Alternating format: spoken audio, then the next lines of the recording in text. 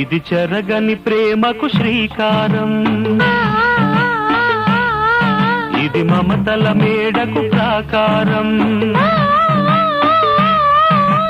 పండిన కలలకు శ్రీరస్తు, పసుపు కుంకుమకు శుభమస్తు, కనివిని ఎరుగని అనురాగానికి కలకాలం వైభోగమస్తు, కలకాలం వైభోగమస్తు. ఇది చెరగని ప్రేమకు శ్రీకారం, ఇది మమతల మేడ